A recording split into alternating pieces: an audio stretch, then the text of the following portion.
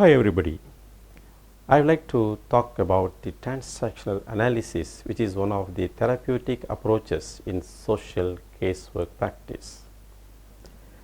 Transactional analysis, shortly known as TA, is a model for understanding the personality of human persons, their pattern of communication and interpersonal relationships.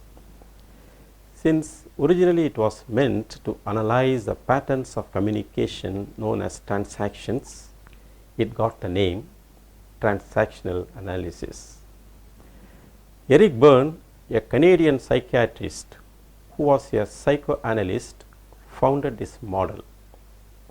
Transactional analysis has its roots in the psychoanalytic tradition, although its subsequent development comes under behavioral and humanistic or existential schools.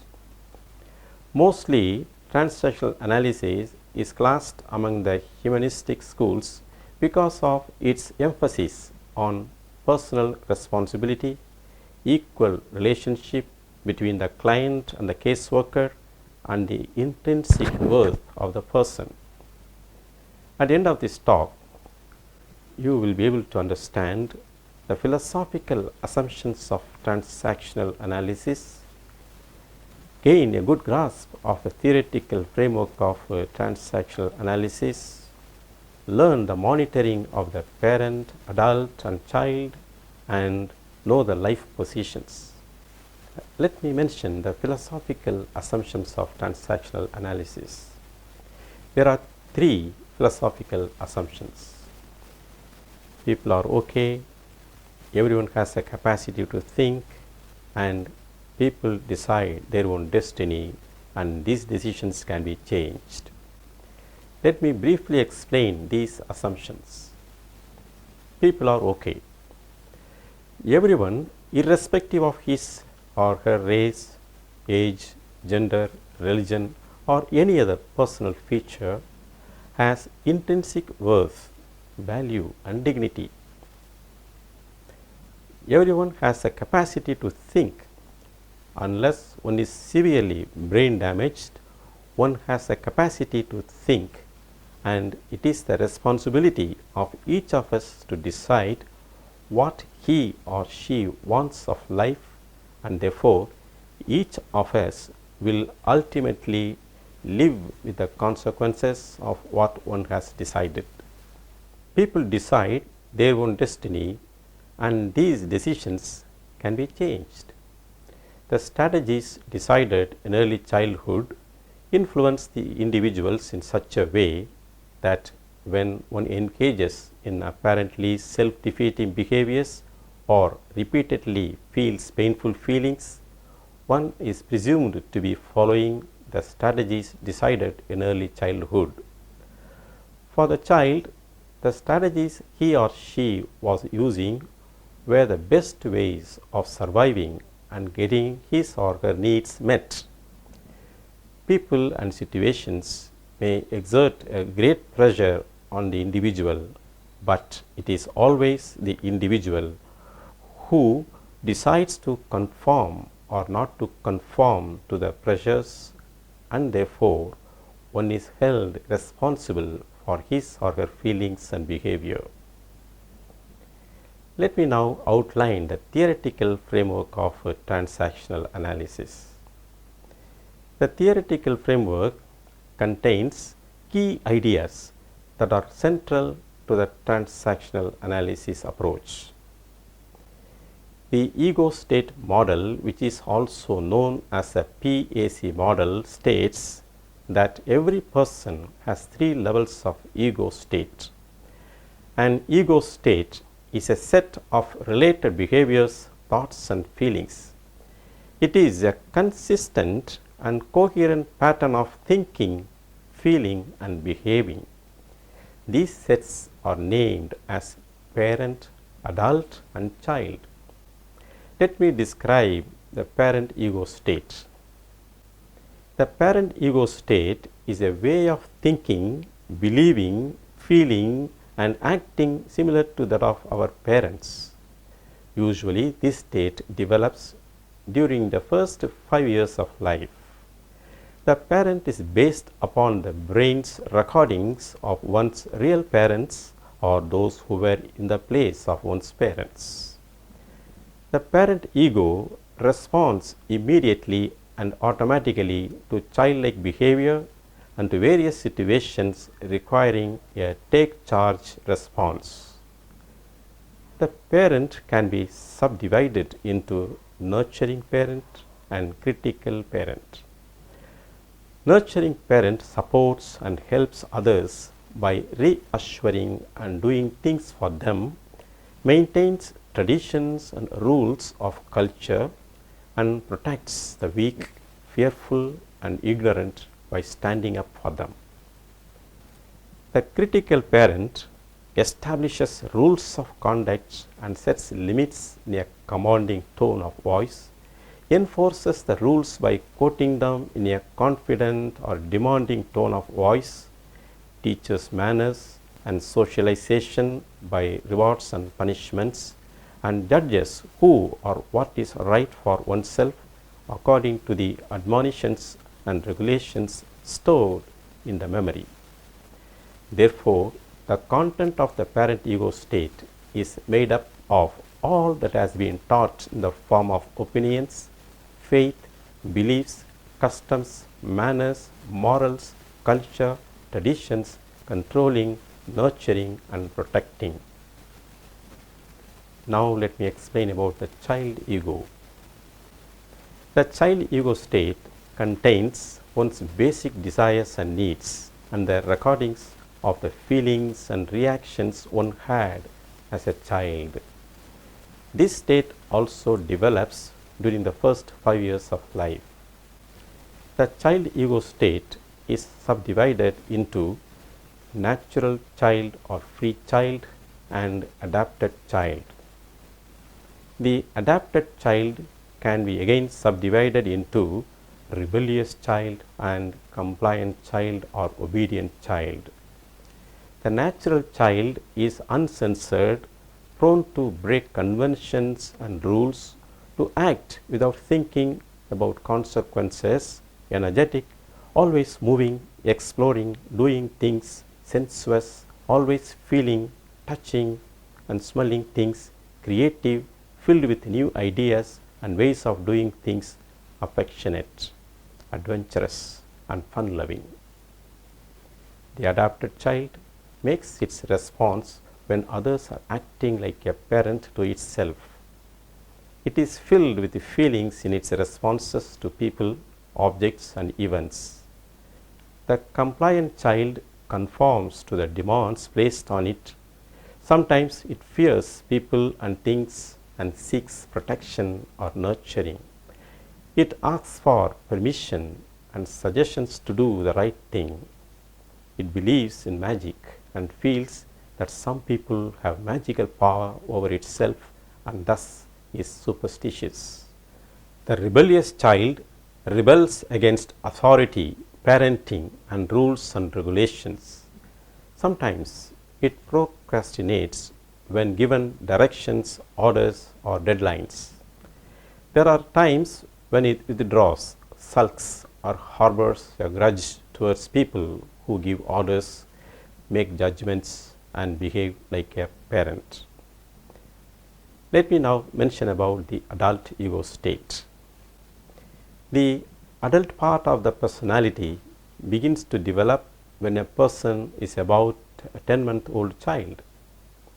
In a healthy individual, the adult continues to develop throughout life.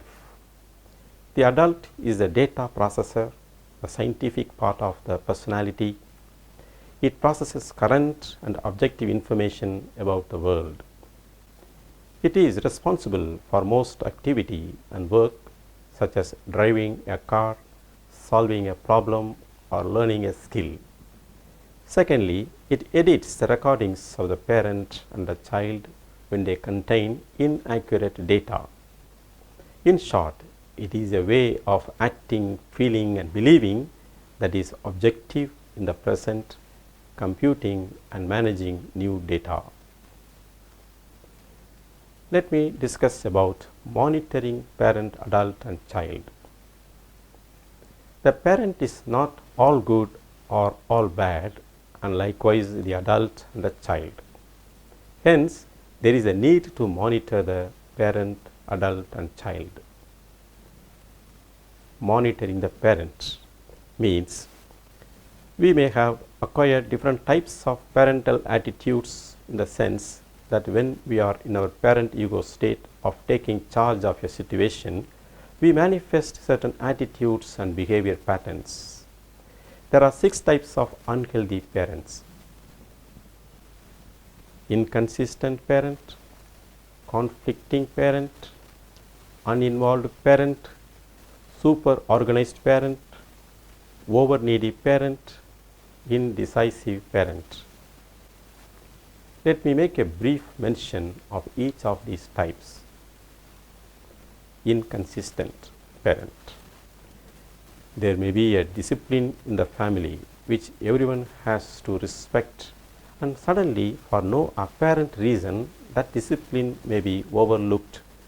For example, children are told to brush their teeth before drinking tea, coffee or milk in the morning. Children may faithfully follow this rule. All of a sudden, one day, the mother serves tea to the children before they could brush their teeth without any valid reason for this change in the rule.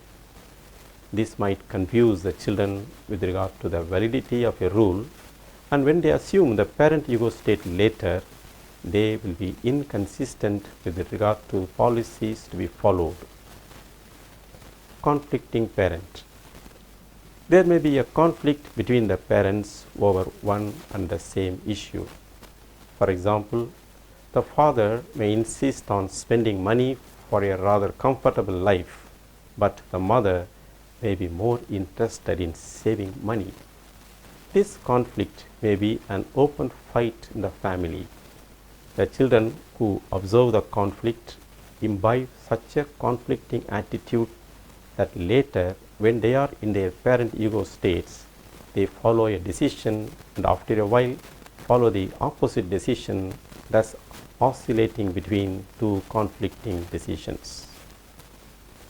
Uninvolved parent. A situation normally takes place in a family setting when, for example, the father of the family comes home after a heavy work in the office and is too tired to entertain the children. The children who are fond of playing and associating with the father are denied access and driven away.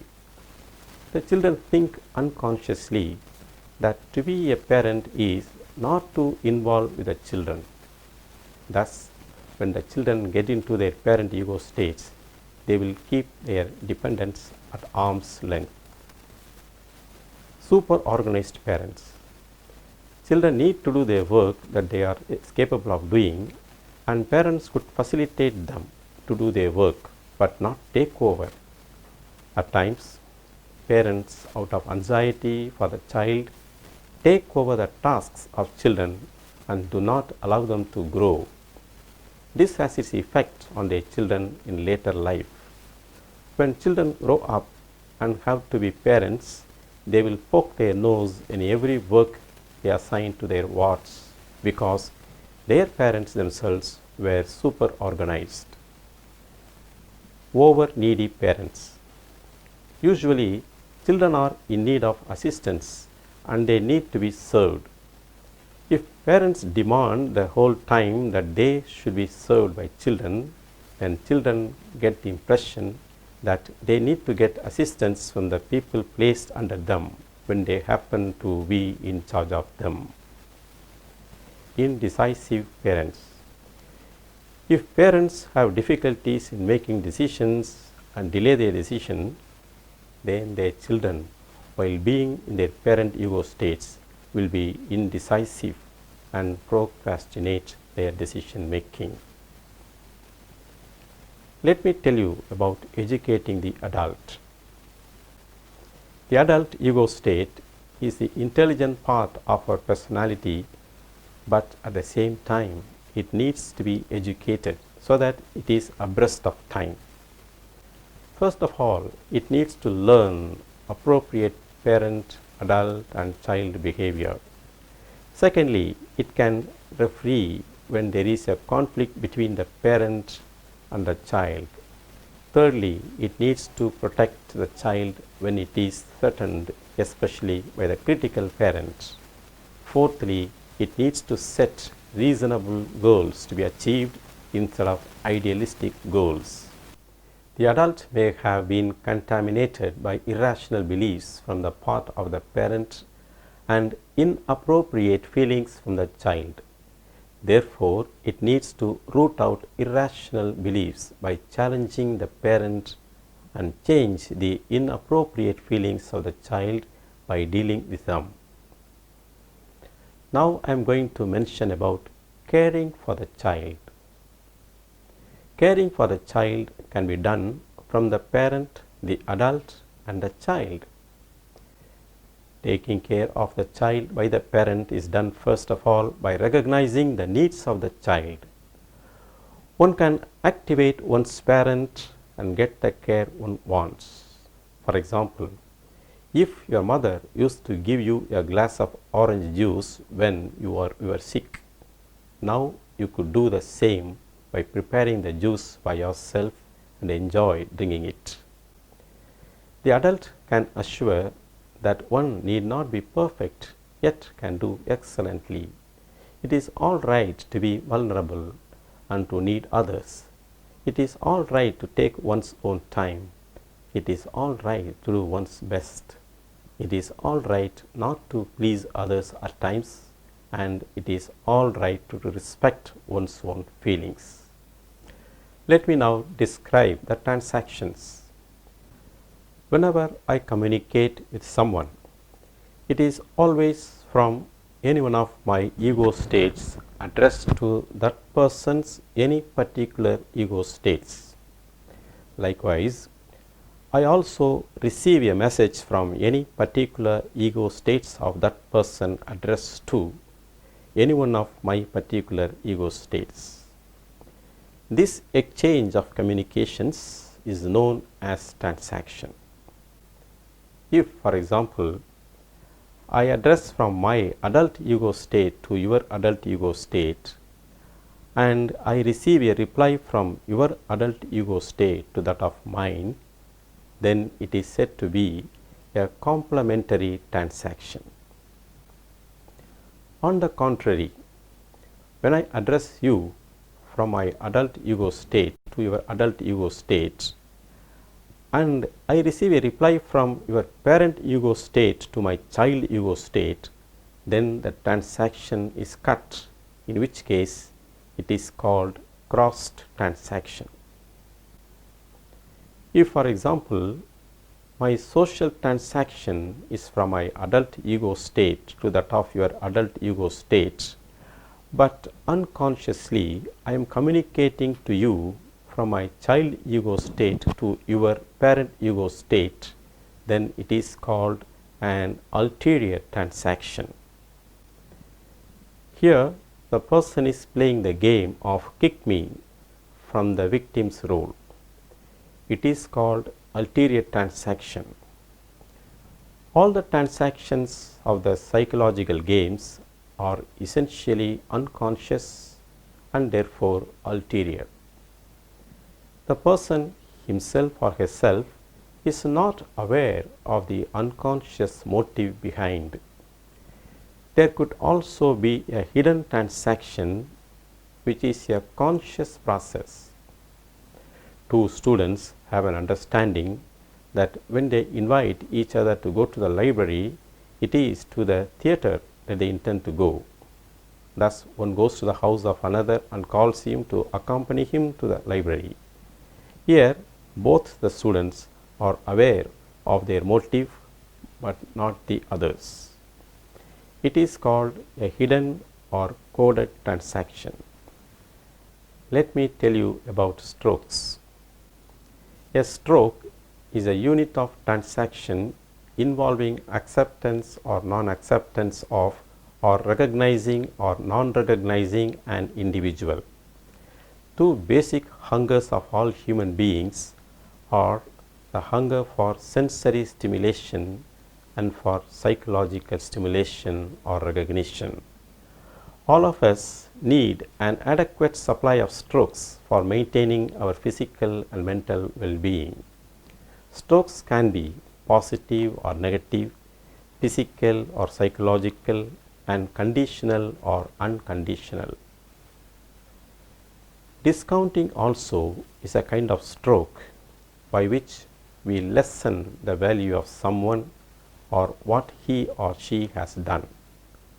For example, when one has sung a melodious song, a discounting stroke could be, after all, that was not bad.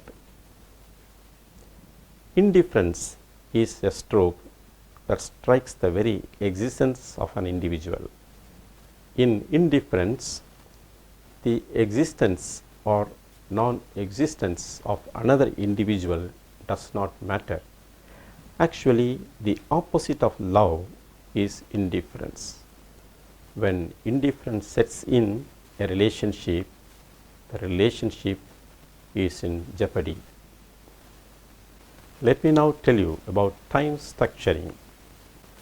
When people are transacting with one another, they use time in various specific ways which can be analyzed, and this analysis is called time structuring. There are people who emerge as winners in whatever situations they are placed, and these people are called winners. They know what they want, they set their goal and achieve it by dint of hard work. They are prudent and enjoy life. There are others who, despite favorable circumstances, emerge as losers.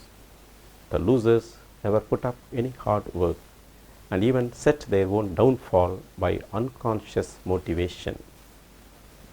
There is a vast majority of people who neither win nor lose, and they are non-winners. They are those who are satisfied with just what comes on their way. There is hardly any enthusiasm, ambition, or achievement in their lives. What we become, winners or losers or non-winners, depend upon the use of time besides other factors. Adequate time budgeting is essential for your holistic health. We become miserable with unstructured time. Some of the ways we spend time in an unstructured manner are sleep, withdrawal, rituals, and pastime. Let me mention about the psychological games. Psychological games are repetitious ulterior transactions with a negative payoff.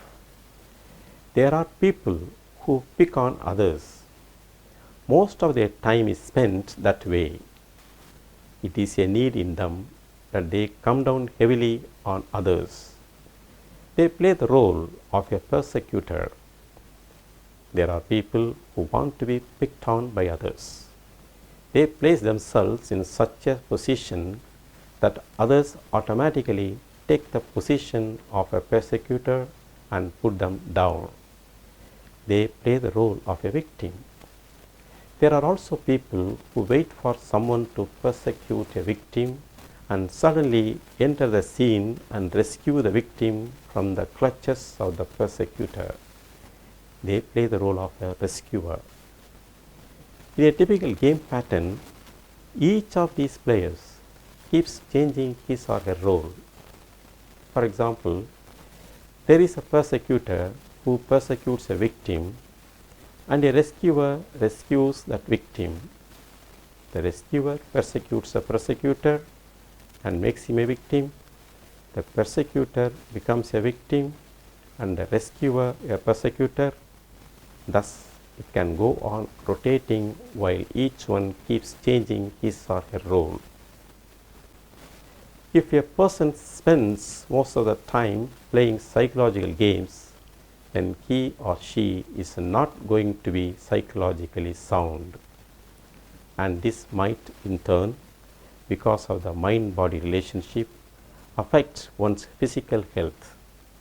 Therefore, when caseworkers perceive that the clients may have problems with their time budgeting, it is good to make the client draw their structurogram and assist them to rearrange their time structuring. Let me tell you briefly about the rackets. Rackets are persistent bad or negative feelings formed in early childhood but repeatedly experienced throughout one's life unless some therapeutic intervention takes place. It is not always the case that we are fond of positive feelings. At times, we unconsciously desire to have the negative feelings if we are used to such feelings over a period of time. By the time one is 5 or 6, the person would have experienced more or less the whole spectrum of feelings and chooses a particular negative feeling as a companion, which we call a racket. Of course, the making of the choice is outside the awareness of the individual. Dr. Eric Berne has identified 4 basic life positions. Let me explain one by one. I am okay and you are okay is the winner. It is basically a healthy position. Here, okayness will mean that I feel all right about myself and about you also. It is about the question of being comfortable with oneself and with others under normal conditions. People who have more of nurturing parent, adult and free child tend to have this position. I am okay and you are not okay. This is a position of ultra independence. Outwardly, these people think that they are all right, whereas in fact, deep down in themselves, they are feeling not all right. Actually, their not okayness is projected on to others who may be normally healthy. I am not okay and you are okay. It is a self-abasing, depressive, neurotic and masochistic stance. People of this position deny whatever they might have as strengths and are conscious of their weakness and even go to the extent of magnifying their weakness. This position is mostly from the adapted child. Lastly, I am not okay and you are not okay. This is a schizophrenic position. Here, no one's life is worth living. This is a position of hopelessness and futility. They feel that they have support neither from within nor from without. Among the 4 basic positions, we may have one of them predominantly in our interpersonal style. That means we may have a tinge of the other 3 positions in our lives. These basic life positions are really attitudes expressed in behavioral patterns. Let me sum up. Transactional analysis is a therapeutic approach developed by Eric Berne and is a widely recognized form of modern psychology where both the caseworker and the client engage in a therapeutic contract that outlines the desired outcome the client strives to achieve through therapy. In transactional analysis, the caseworker and client rely on their adult beings to identify and examine various thoughts, behaviors and emotions that hinder the client's ability to thrive. The atmosphere that supports transactional analysis is one of comfort, security and respect. Transactional analysis utilizes the parent-adult-child theory and is applied throughout many fields, including medical, therapeutic, communications, business, management, clinical, organizational, behavioral and personal.